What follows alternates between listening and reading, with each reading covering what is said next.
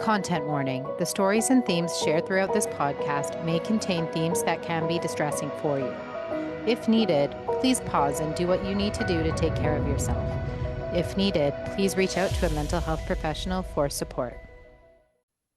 Welcome back to another episode of Resilient AF. Today, Alana is not here with me, but you know who is? Saskia Christian. I am so excited because she is another resilience expert. She's an accomplished executive trainer, trauma and global resilience life coaching expert, has a remarkable background, very extensive. All of her information is going to be in the show notes, but she has over 17 years of corporate visionary engineering leadership experience. She excelled as a technical leader. However, her path took an unexpected turn, leading her to become a renowned training executive, trauma healing and resilience coaching consultant, speaker, author, and the founder of BoostThru. You can read her story of resilience in Resilient AF, Stories of Resilience. And I'm so honored to have her here today. So welcome, Saskia. Well. Thank you so much for that warm welcome. It's just really an honor to be on this platform. I couldn't wait. I can't believe I'm now here. I love it. It's amazing, especially because when we first talked, I remember having our first meeting because I was at a business conference in Colorado, and I went to my hotel room and my like little cottage, and I remember having a call with you, thinking, wow, like what an amazing woman, and who would have thought, over a year later we'd be having this conversation for all those to see and listen to. And I really want to, talk about one of your stories of resilience, which is when you found out your dad was missing and he wasn't going to get a chance to meet your husband and your son. Do you want to tell us a little bit about your story? Yes, absolutely. And that I'm so glad that you asked about that. That was a story that I did share in the Resilient A.F chapter of that amazing book that's supported by this platform. And so it really, that time really did shake me. I was shaken to the core because for the first time, I actually felt like deeply, really emotional grief that just wouldn't stop because there really wasn't any closure. So it really did hit like my mental health and just really overall well-being in terms of opening up to people because I just felt that no one really understood really what I was going through, the pain, the intensity of the pain I was going through at that time.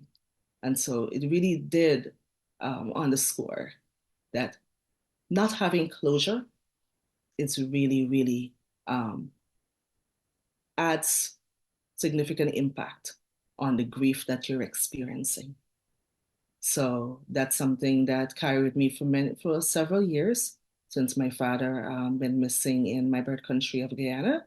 And I managed to just move to a different state and all, even after all of that. And unfortunately, my husband or my son never had the opportunity to meet my dad. Saw him in pictures, he saw them, but never the meeting that I really wanted for them to understand really where I came from. My parents were married and got divorced before the age of 10. And so I was living really like in a regular home, regular family home. So I knew both of my parents well. So that's why, even though I've lost track or wasn't really in contact so much with my dad over the years, he did stay in contact somewhat, but not as frequent as I would like. It's because of that, those foundational years, right, where he was instrumental in my upbringing that really did take a toll on me, that pain.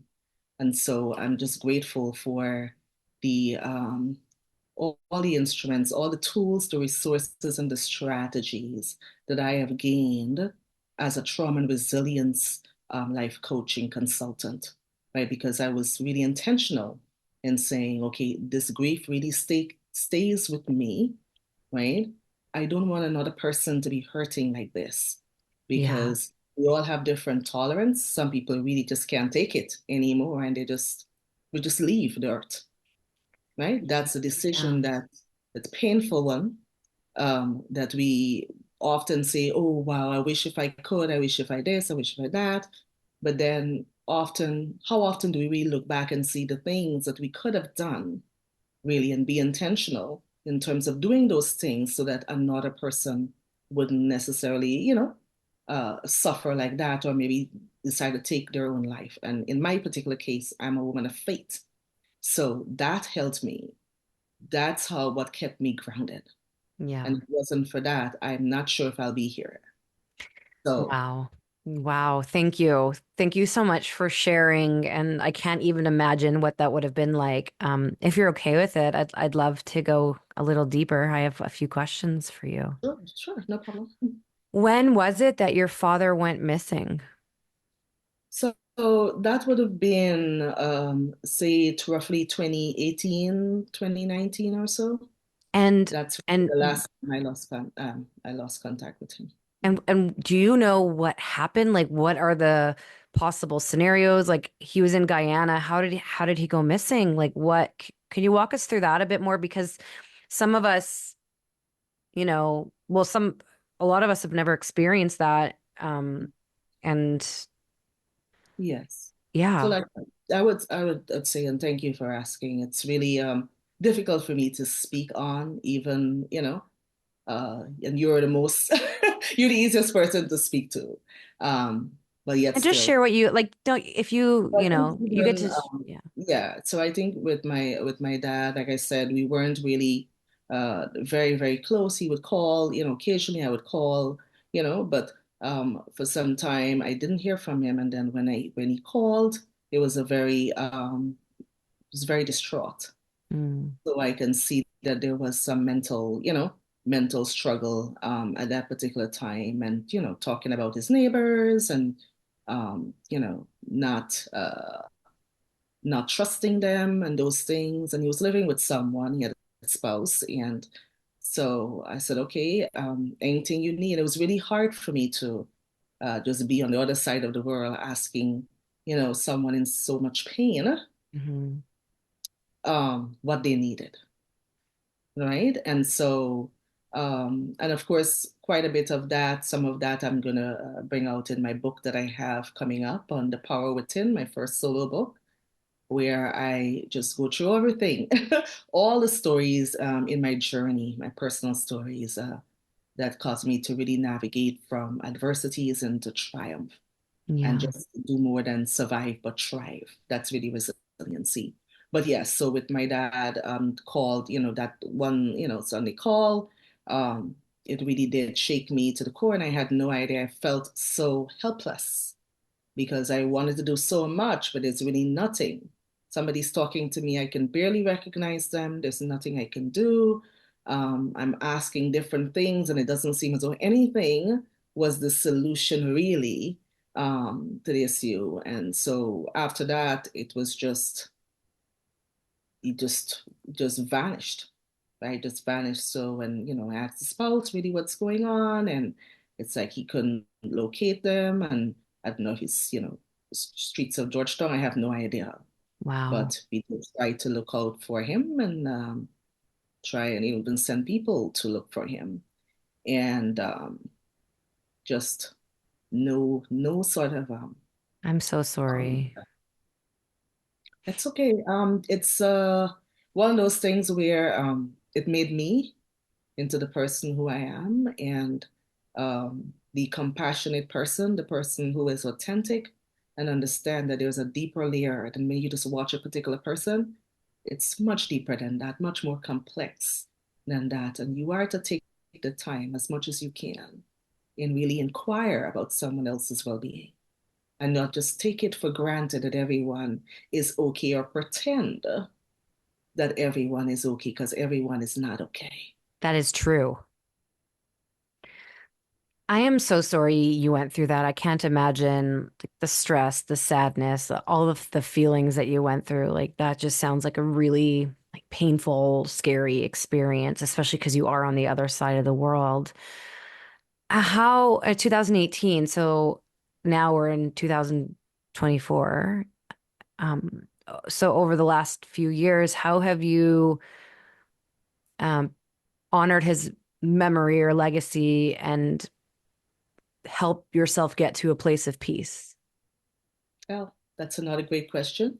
So thank you so much for creating a platform that allowed me to really, really honor my dad, for the intellectual and just the person who he is, or he was. I'm not sure really what happened, if he's with us or if he's not. But I'm at peace with that because I lead with making sure that the world knows exactly who my dad was. That he really did love me and my sibling, and he wanted the best for us in terms of academics. He led the way there, and my public speaking and everything, my skills, particularly my public speaking, because my mom is an amazing and brilliant person as well. And my dad, the public speaking skills from my dad, I believe we both inherited, and I inherited a lot. So I'm very grateful for that, and I'm even more grateful that I'm able to utilize that to leverage those skills, to give honor to his name and let people understand that he did exist, was a person, right? Even I have no idea who he is. It was a person, and he made an impact on lives, and made an impact on lives. We ended up making significant impact around the globe. And so that's really my gift to him. And it wasn't only that, it was the Amazon bestseller, #1 bestseller book. I co-authored the LET stories presents LET presents stories of world's greatest speakers, by Sean Fair, visionary author. And so I just happened to be chapter 1 of that, talking Amazing. about signature, yeah, about my, thank you, about my signature speech development framework. And of course, my dad was, front and center of that, because listening to the tapes, listening to, on Sundays, him, listening to himself and often wondering, like, why is he doing that? Like, why is he listening to himself so many times? And I was like, I couldn't possibly, at that time, it's very young, like 6 or so. I was like, I couldn't possibly do something like that. Seems very difficult to do. Wait, why? What? Tell me more about these. First of all, wait, what's his name? Frederick. Tell me more about Frederick and these tapes. What were on these tapes? Why was he listening to them? Yes, so it was some tapes he did for work. He was a manager at a agriculture development bank. And so everything about, growing up agriculture, everything to do with cattle and those things. And we used to, have like summertime where we'd go off because he was a manager to remote parts of the country, right? And we get to have like a summer summer living, and be well taken care of because we were a manager's kids and those things. And so listening to that and him, it was just so, the speech, the verbiage, every single thing was just so eloquently presented. And I was, wow, how can he do that? Like, how can he speak so fluently? And I didn't know that really years later I would be doing the same thing, right? Mm-hmm. And have an impact in, have a major impact on so many people around the globe, having global awards for kindness, empowerment, and all these things. At that time, I was really being fed the foundation, Mm-hmm. and and I just naturally run with it, and I'm very grateful for that. So just having the ability to speak on that particular area of speaking, integrating that into my professional speaking journey story, Mm-hmm. it really was a golden opportunity Yeah, for that me. that that's really beautiful, and I love that like parts of him live on, or I mean, he might still be alive, but parts of him live through you, and I think that's really beautiful because with my father, like he's no longer with us, and um, I would say he went missing in a different way. He went, who he was no longer because of addiction. But as I got to know him in my later adult life, I learned there's a lot of parts of him that were very similar to parts of me. And I didn't know this because he wasn't really around. And I think that's one of the beautiful things is if we can take away the good from our parents and carry forth in this world, and be of service with those gifts, like how beautiful is that to, Really, And I know he must be an exceptional human being to have daughters like you and Alana. Is just, I can No, only imagine the man that he was. And no, so I know that you're doing him great honor in terms of carrying on that legacy so well and the no. impact you're making in inspiring hope and resiliency in others. I think that's really beautiful. Thank you. And I think what's really beautiful is for you with your son modeling how you are able to bounce forward. You know, we define resilience as the ability to bounce forward and how you are, navigating this chapter of like a career shift and stepping into what you're stepping into in the face of like trauma and adversity. And I think, how old is your son? Oh, he's 7, going on Oh, 40. 7 going on 40. I mean, like, how lucky is he to have you as a mom to be such a role model of resilience and to see how you show up in this world? Like that generation is so lucky. And for you to be someone who has made this career, this I like to say turning pain into purpose, Yes, you know, really, he is. yeah. And I think it's not something, I mean, I believe everyone has it within them to be able to do that. But not everyone wants to do that. Some people would rather just put it aside and keep going. So I want to thank you for the work that you do because it is really, really special. Um, what do you want to carry forward with your family, like from your childhood, the things that, you experience, like the happy stuff at home with your dad and traveling for work? What are some of those traditions that you're carrying forward for you and your son and your husband and your life here? Yeah. I believe the first thing is having them understand really that there are no limitations, right? We put a lot of limitations on ourselves. I have been guilty of that. And so when everything was exposed, and then I realized, oh my gosh, I'm capable of doing this, I'm capable of doing that, even in the midst of that pain and that hardship, right? All my talent was showing out. That's what I want to impress on my son, particularly because he's a young one growing up. And I know that my husband wants to do the same. Hmm. And so there are no, you know, boundaries really with him. It's like when my son always asks me, he's like, "Oh, you wrote this book, so what award did you win today?" Oh, it's like, what's for dinner? I What was award like, did you win? yeah. He's like, "So, Mom, how was your day today?" After I asked him how his day was, and Mhm. you know, and he's like, "So what award did you win today?" Oh my gosh, that's so Yes, I cute. know. I was like, so I said, do you know, solution. I said, Lucian, all these things you can do and so much more. You will Hmm. do so much more. I'm just laying the foundation there so that you'll understand that everything is possible. Oh my gosh. Everything is possible with faith. So that's the person that we are raising. He wants to be an astronaut. And we said, there's no can't in this home, you know. It's you embrace nothing is impossible for you to accomplish. You have all that you need. You are equipped for this journey already. And so it's like, oh, I don't know if I can write all those books. Oh, you'll be doing much more than that. Oh my gosh. And he has like a long life ahead of him, right? He's only 7. Exactly. That's So he's that's cool. way ahead than I was. Yeah, I mean, I don't know. My parents divorced when I was 7, and like I can't really remember my childhood, but I found a bunch of diary entries, and it was like, one day I want to publish a book of poems. And I was like, who would have thought as an adult I was publishing books? And I don't know, Yes, it's you were. really, Well, I yeah. write poetry, believe you me, it is. It's Yeah, healing. It's healing, right? yeah, no, definitely. I love that. Okay, I have a couple more little wrap up questions because we're coming to the end. First of all, what are you working on now? Like, what does 2025 have in store for you? Oh, wow. What it doesn't have in store.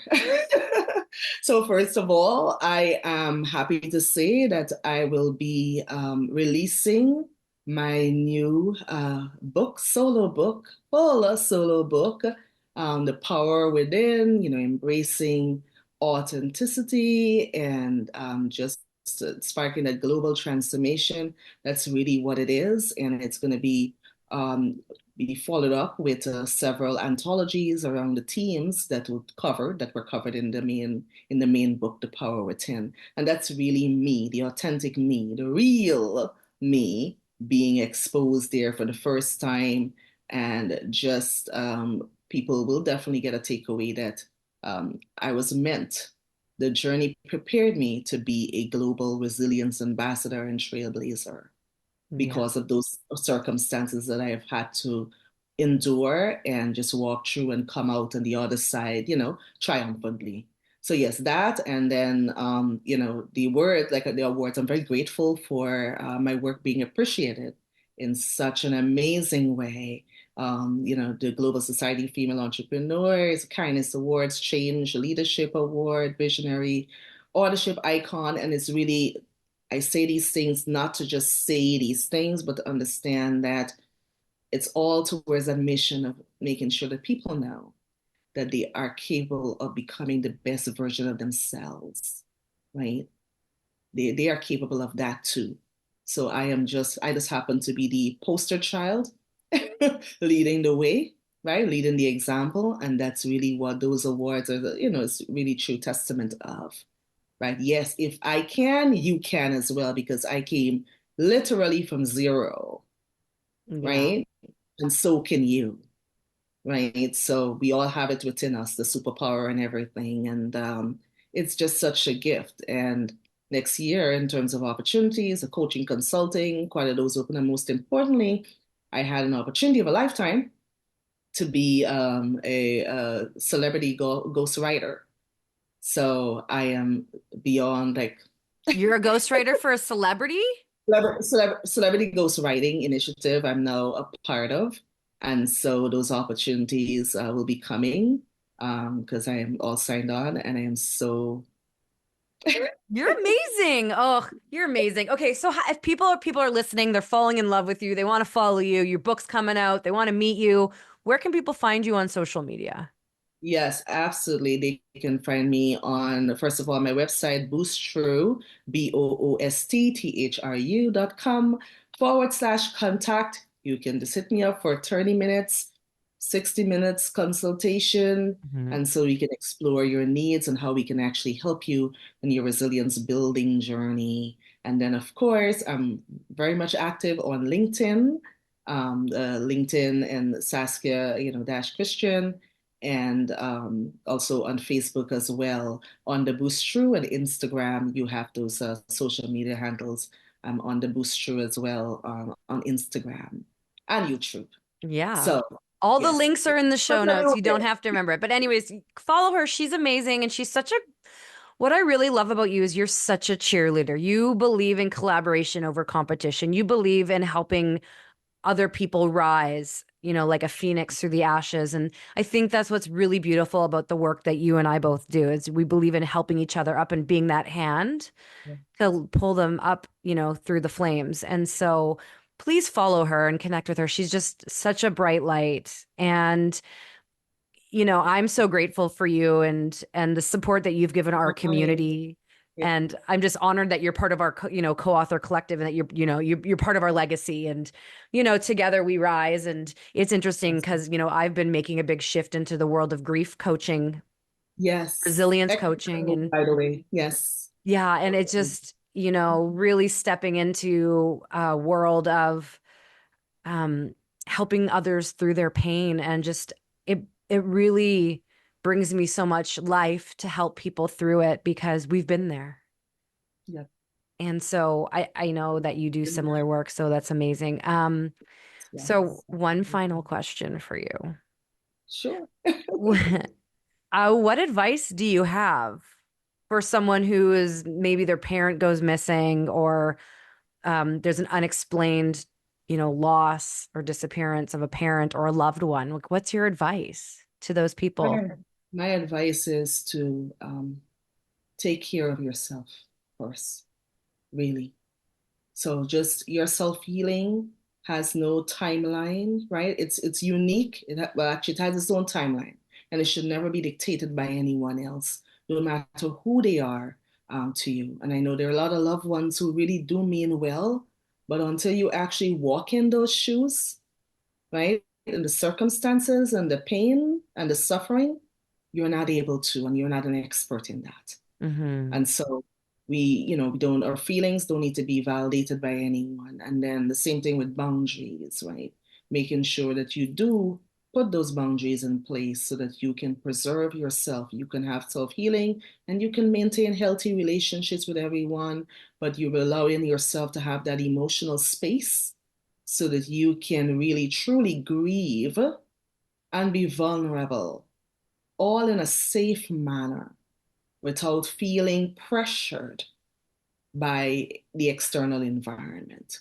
So those are the things. And of course, the boundaries, I do have a boundaries assessment tool that I included today as a free gift, just really to help you identify, assess those boundaries, and just see how the strategies, share some strategies with you and how you can help to make those boundaries stronger for your own protection. We call it self-preservation. That's So amazing. Yeah, you're amazing. Okay, so the link to her gift is in the show notes, and that is such powerful advice. thank you so much. So It worked. grateful. Yeah. Pardon? So I said it worked for me. So I'm Yeah. just giving it based on my personal experience. Yeah.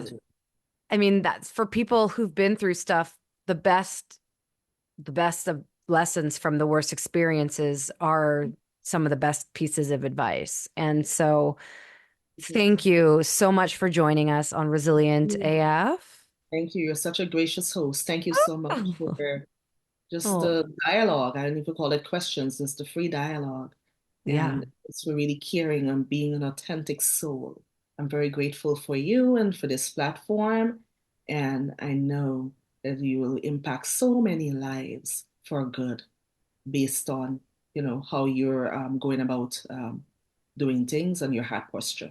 So thank you so much. Oh, thank you. That you're very kind. And so Saskia's story is in Resilient AF Stories of Resilience. You can get the book on Amazon. Resilient AF Stories of Resilience Volume 2 comes out January 2025. We're doing a big New York Times Square launch, so that should be really fun. And I want to thank everyone for tuning in to another episode of Resilient AF. It's okay to not be okay. Life is full of ups and downs, highs and lows, the yin and the yang, yin and yang. And I just actually had this beautiful conversation about the duality of the highs and the lows. And it's like a pendulum, and you never know which way it's going to swing. But it is okay to not be okay because you are not alone. You do not have to walk this path alone. You have us, you have the community, you have support outside of our community. Just remember, friends, you are resilient AF. That's a wrap for another episode of Resilient AF with Blair and Alana. And thank you for listening. Are you feeling inspired to bounce forward? Let's connect at theglobalresilienceproject.com, where you can read many stories of resilience, buy our books, shop our clothing line, learn more about how to strengthen your resilience muscle, be empowered, and more. Remember, friends, you are resilient AF.